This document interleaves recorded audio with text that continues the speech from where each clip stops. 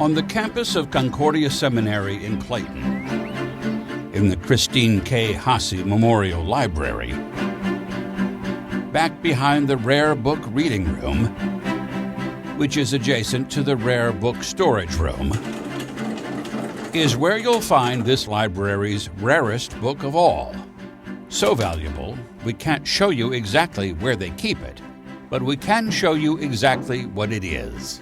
Apparently Bach bought it for his personal use. Yes, that Bach, Johann Sebastian Bach. And this was his family Bible.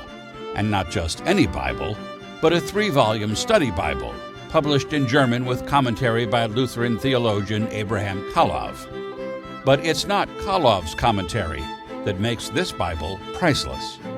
The really fascinating thing about this Bible is it's not just Bach's signature on the title page. We have his marginal annotations and some fairly lengthy comments throughout.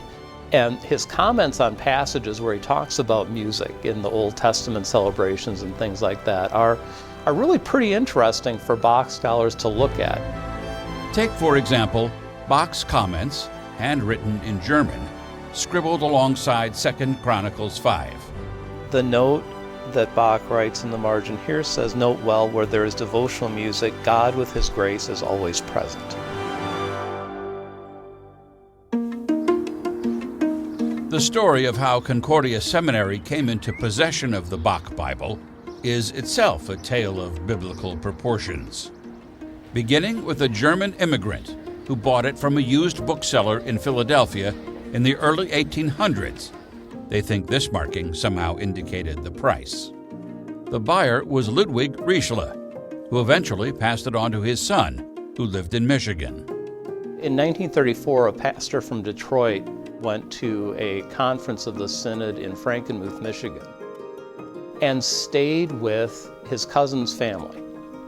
His cousin's husband wanted to show him an old German Bible that his father had had.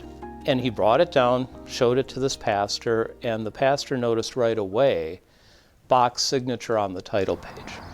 The pastor, knowing the president of Concordia Seminary was a Bach enthusiast, told him about the Bible. In 1938, Concordia's president acquired it for the library. It is quite a story. Nobody really knew it was here. Between when the seminary acquired the Bible and 1962, nobody actually paid much attention to it.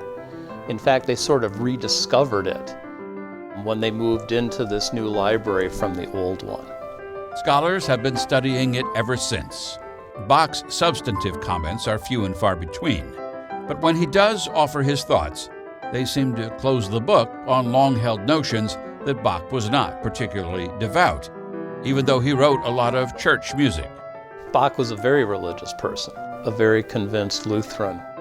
What that side note says is, "Note well, this chapter is the true foundation of all God-pleasing church music."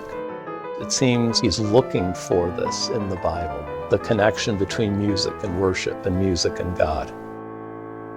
The Bach Bible has undergone years of scrutiny to verify its authenticity. In 1982, it was sent off to a lab at UC Davis for some very advanced testing of the ink, which they could really do for the first time without destroying a sample. They proved that it is consistent with what Bach would have had at hand for ink, that it matched other samples, and so it was kind of beyond a reasonable doubt actually his writing. A facsimile of the Bach Bible has been published and is for sale. And on rare occasions, the original is put on public display, like at the seminary's annual Bach Birthday Celebration. They're in awe, especially if they're Bach fans. In fact, we just had a group here from Japan that viewed the Bible, and they were kind of stunned silence for a minute.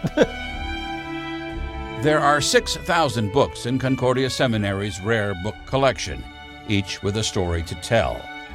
But the real value of the Bach Bible is that it speaks volumes about the person who owned it.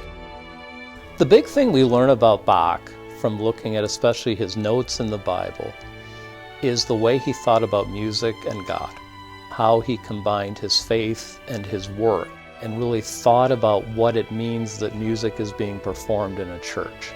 He saw a very deep connection there, perhaps a connection that transcends words.